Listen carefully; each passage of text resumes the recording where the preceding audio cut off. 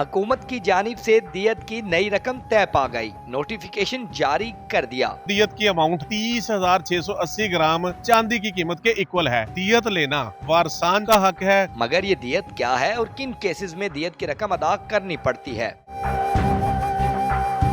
अवामुन नास को सर सबसे पहले बताया जाए कि दियत किन केसेस के लिए इस्तेमाल होती है, दियत क्या है, ताकि लोगों को समझ आए और रकम कितनी तय की गई है।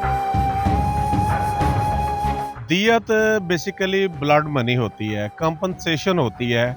मर्डर केसेस में जहाँ पे कसास में सज़ा है या ताज़ीर में सज़ा है, तो वहाँ पे ये भी इख्तियार दे दिया गया है कि आप जिस शख्स को मर्डर किया गया है उसके वारसान जो है वो खून बहा लेके दियत की अमाउंट लेके जो है वो माफ़ कर सकते हैं। इस्लामी पॉइंट ऑफ व्यू से जो है 30,680 ग्राम चांदी जो है वो दियत की अमाउंट है। हर साल जो मार्केट में उसका रेट होता है उसके हिसाब से 2025 और 26 के लिए फेडरल गवर्नमेंट ने जो नोटिफिकेशन जारी किया है वो दियत की अमाउंट जो है वो 98,28,680 रुपए, ये रकम जो है 30,680 ग्राम चांदी की कीमत के इक्वल है।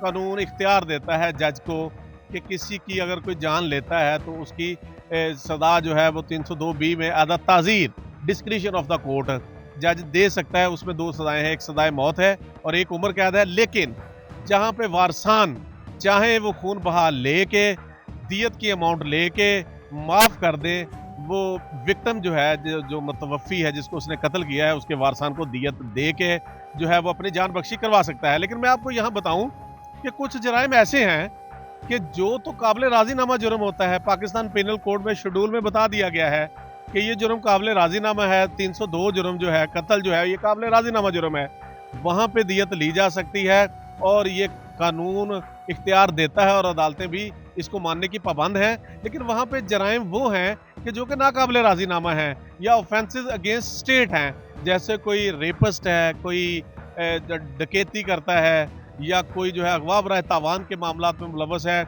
वहां पे जो है कोई किसी की जान लेता भी है। लेकिन 302 की हद तक जो जुर्म है उसमें जो है वो कंपनसेशन दे के दियत दे के अपना जुर्म माफ करवा सकता है। अगर डकैती के दौरान कत्ल होता है तो उसमें क्या अदालत फैसला करती है? देखें, डकैती होगी, अगवा बराए तावान हो गया, रेप केसेस हो गए, ये वो जराइम है जो कि रियासत का मामला जो है वो भी मुतासर होते हैं। इसमें राजीनामा नहीं हो सकता। डकैती के पर्चे लोगों पे करवाते हैं, रेप के पर्चे करवाते हैं या जो है वो अगवा बराए तावान के, तो फिर उसमें जो है वो जाके स्टेटमेंट दे देते हैं कि जी गलत फहमी की बिना पे इस पे पर्चा करवाया था तो ये मेरा मुल्ज़िम नहीं है, क्योंकि राजीनामे का स्टेटमेंट तो दे नहीं सकते क्योंकि राजीनामा हो नहीं सकता। लेकिन अभी रिसेंटली जो है एंटी रेप एक्ट जो है 2021 का, उसमें सेक्शन 22 जो है उसमें लिख दिया गया है कि अगर कोई खातून जो है वो ये पर्चा दर्ज करवाती है कि जी मेरे साथ किसी ने रेप किया और वो रेप के तहत दर्ज करवाई हुई FIR जो है वो खारिज हो जाती है या कोई शख्स जो है उसमें से बरी हो जाता है, तो वो शख्स जिसके खिलाफ इल्ज़ाम लगाया गया था वो एंटी रेप एक्ट के सेक्शन 22 के तहत जाके स्टेशन हाउस ऑफिसर को दरखास्त देकर FIR दर्ज करवा सकता है और उसमें 3 साल सजा है। लिहाजा ये जो झूठे बेबुनियाद पर्चे करवाए जाते हैं लोगों को माली मामलात में ब्लैकमेल करने के लिए, फैमिली मामलात में ब्लैकमेल करने के लिए, तो लिहाजा जो नाकाबिल राजीनामा जराइम के पर्चे करवाए जाते हैं, अगर कोई शख्स झूठा पर्चा करवाता है तो वो झूठे पर्चे के खिलाफ उसके खिलाफ पर्चा करवाने के खिलाफ भी कार्रवाई हो सकती है। लेकिन हमारा टॉपिक क्योंकि दियत था, कंपनसेशन थी, ब्लड मनी थी, तो दियत जो है ये भी एक तरह से कंपनसेशन की सूरत में पनिशमेंट है। वारसान जो है उनकी कंपनसेशन को सामने रखते हुए उनको इख्तियार दे दिया गया है कानून ने कि ब्लड मनी के तौर पे जो है वो रकम लेके दियत अमाउंट लेके राजीनामा कर सकते हैं। और ये पाकिस्तान पिनल कोड का जुर्म 322 या 326 जो है वो दियत को डील करता है। दियत जो है वो कानून के मुताबिक मुतवफ़ी है उसके वारसान को लेने का इख्तियार है। और अदालतें अक्सर लोग जाके राजीनामे की स्टेटमेंटें करवा देते हैं, बाद में पैसे नहीं देते, तो अदालतें इन चीज़ को इंश्योर करती हैं कि जो वारसान है, कानूनी वारसान, अदालतें कहती हैं कि अगर नाबालगान हैं उनमें से किसी एक को, उनकी वालदा को या दादे को या चाचे को उसका जो है वो सक्सेसर मुकर्रर करवा के आए और जो नाबालगान हैं मुतवफ़ी के जो बच्चे हैं उनके अकाउंट में रकम जमा करवा के अदालत में सर्टिफिकेट ला के दें। और दियत की तकसीम भी ऐसी होती है कि अदालतें अक्सर वेरिफिकेशन करवाती हैं। ऐसा भी तो हो सकता है कि वो रकम वसूल करते हैं 2 एकड़ की, 4 एकड़ की, या जितने भी लाखों में रकम तय पाई जाती है, वो लेके फिर वो अदालत का रुजू करते हैं, जी हमने पैसे नहीं लिए, हमें फोर्स किया गया। इस सिचुएशन में अदालत क्या फैसला करेगी और जो हमारे पुलिस अफसरान हैं वो यहाँ पर क्या करेंगे? देखिए, बात पता क्या होती है, ये तो हमारे मुल्क का कल्चर है। लोग जो है वो लोगों को प्रेशराइज़ करके पूरी दियत की अमाउंट भी नहीं देते। 98 लाख 1 करोड़ के करीब है। हालाँकि ये मुनासिब रकम है, लेकिन लोग 10-10, 15-15 लाख रुपया दे के लोगों को प्रेशराइज़ करके, ब्लैकमेल करके जो है वो लोगों को पैसे दे के बयान दिलवा लेते हैं कि जी हमने दियत की सारी अमाउंट ले ली, या बयान दे देते हैं जी हमने तो अल्लाह वास्ते माफ़ कर दिया। लेकिन अदालतें जो हैं वो इस चीज़ को इंश्योर करती हैं, मैक्सिमम कोशिश करती हैं कि अगर नाबालिगान हैं तो उनके अकाउंट्स में जमा करवा के पैसे या सेविंग सर्टिफिकेट लेके अदालत में सबमिट करें, या अगर कैश की सूरत में है तो किसी के अकाउंट में जमा करवा के पैसे रसीदा दें। लेकिन हमारे माशरे में कल्चरली कुछ चीज़ें ऐसी हैं कि कानून और कल्चर एक पेज पे नहीं है, तो लोगों को अपने हकूक से आगाही होनी चाहिए।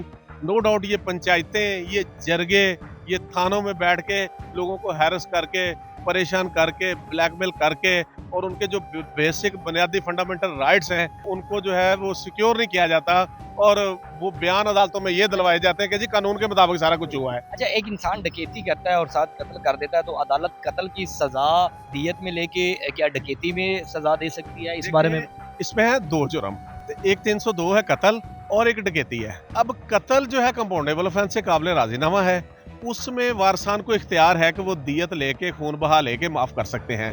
लेकिन जो डकैती है वो नॉन कंपाउंडेबल ऑफेंस है, ना काबिल राजीनामा ऑफेंस है। अगर उसमें राजीनामा होना भी है तो कोर्ट की परमिशन से होना है, तो लिहाजा उसमें राजीनामे की स्टेटमेंट नहीं दे सकते कि जी हमारे दरमियान राजीनामा हो गया। तो अदालतें कहती हैं कि आपका राजीनामा हुआ है, अदालत को इतराज है क्योंकि ये नाकाबिल राजीनामा जुर्म है, तो अदालतें जो है वो उसमें सजा दे देती हैं। पैसे लेके अपने बाप का, अपने रिश्तेदार का, अपने सगे का खून माफ कर दिया है, तो अदालत कह रही है, हुकूमत ने तय कर दी है दियत की प्राइस एक, तो इस हवाले से थोड़ी सी आगाही दें। इसमें देखें, अनफॉर्चुनेटली है कि कोई भी किसी फैमिली का कोई बड़ा जो होता है ना, वो उसका चाचा हो गया, ताया हो गया, मामा हो गया, जो मर्डरर होता है उस फैमिली से रब्ता करते हैं, जी हम आपका राजीनामा करवाते हैं। वो उन सबको जो वारसान है उनको पेज पे लेते हैं, उनके जाके जहां अदालत में पुलिस के सामने बयानात करवाने होते हैं वो बयानात भी देते हैं, और अदालत में उनसे स्टेटमेंटें भी दिलवा लेते हैं कि जी हमें हमारे पैसे मिल गए हैं। हालांकि इनफैक्ट वो पैसे जो है वो वारसान जो है उनको नहीं मिलते, बल्कि कोई तीसरा चौथा जो है वो उनका रिश्तेदार या बीच में जो फ्रंट मैन होता है वो खो जाता है। नोटिफिकेशन जो जारी किया गया, रकम तय की गई है, 98 लाख से जायद रकम तय की गई है दियत के लिए, क्या ये हर साल चेंज होगी? ये 2025-26 के लिए तय किया गया है। 30,680 ग्राम चांदी जो है ना, जो मार्केट वैल्यू है ना उस साल की, उस हिसाब से दियत की अमाउंट डिटरमिन होनी है। दियत का कॉन्सेप्ट इस्लाम से लिया गया है। बेसिकली इस्लाम के भी यही कॉन्सेप्ट है कि किसी ने अगर जुर्म किया है तो आप उससे, इस्लाम किसास की बात करता है कि आप जिसने जान ली है तो उसकी जान ली जाए, जिसने किसी के हाथ काटा तो उसका हाथ काटा जाए। लेकिन इस्लाम के साथ ये भी तालीमात है कि माफ कर देना अफजल है। पाकिस्तान के अंदर देखा जाता है कि हर चीज खरीदने पे, लेने में, देने में टैक्सेस दिए जाते हैं, तो दियत की जो रकम है जो तय की गई है, अदालतें कोई इस तरह का लाया अमल बनाती हैं, या कोई इस तरह की सिचुएशन है इसके अंदर कि हुकूमत को भी कोई बेनिफिट होगा इसका? इस तरह के मामला में हुकूमत का बेनिफिट नहीं होता, हुकूमत का यही बेनिफिट होता है कि रियासत के अमूर पीसफुली चले, रियासत में कोई बदअमनी ना हो। अच्छा, कोई बंदा अगर मर्डर करता है तो उसके लिए तो अदालत और हुकूमत ने तय कर दिया कि दियत की इतनी रकम दी जाएगी। अब और जो केसेस हैं, कोई और भी क्रिमिनल ऐसी केसेस होते हैं जिनमें क्या शिकें लगेंगी, क्या टर्म्स यूज होती हैं ताकि अवामुन नास को पता लग सके, क्योंकि आवाम को आगाही देना हमारा मकसद। मर्डर केस में दियत की टर्म यूज हुई है कंपनसेशन के लिए, और हर्ट केसेस में जिसमें कोई किसी को जख्मी कर देता है, किसी को कोई गोली मार के जख्मी कर देता है, किसी को तेजदार आले से जो है वो छुरी मार के जख्मी कर देता है, या कोई ब्लंट वेपन डंडा मार के जख्मी कर देता है, तो उस सूरत में भी कंपनसेशन का कॉन्सेप्ट है। वो कंपनसेशन क्या है? वो अर्श है और वो दमन है। तो कोई भी बंदा जो है, किसी ने किसी को जख्मी कर दिया 324 लागी फायर आर्म के जरिए या शार्प एज वेपन के जरिए, किसी ने किसी का बाजू तोड़ दिया या किसी का बाजू तलफ कर दिया या उसकी सलाहियत खत्म कर दी, वो इतलाफ उज़्व या सलाहियत इतलाफ उज़्व के जुर्म में 336 लग जाता है।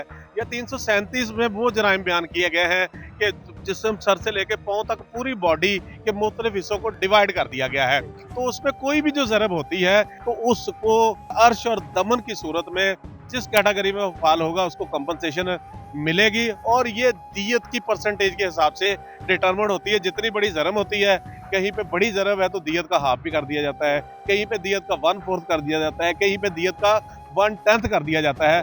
पाकिस्तान पीनल कोड में वाज़े बता दिया गया है कि जो कोई जुर्म करेगा उस जुर्म की ये सजा है। कुछ जराइम वो होते हैं जो कि फाइनेंशियल करप्शन के होते हैं, चीटिंग के होते हैं, उनमें तो कंपनसेशन, उसमें भी हर केस में, जब क्रिमिनल केस में जब किसी को कोई सजा होती है या फाइन होता है, लेकिन जो इंसानी बॉडी को डैमेज करने वाले जराइम होते हैं उसमें सजा भी होती है इम्प्रिजनमेंट की सूरत में, उसमें फाइन भी होता है जो स्टेट को जाता है, और कंपनसेशन का ऑर्डर भी होता है कि ये जो है वो शरी जो उसके वारसान है या उसकी फैमिली जो है उसको अकोमोडेट किया जाए।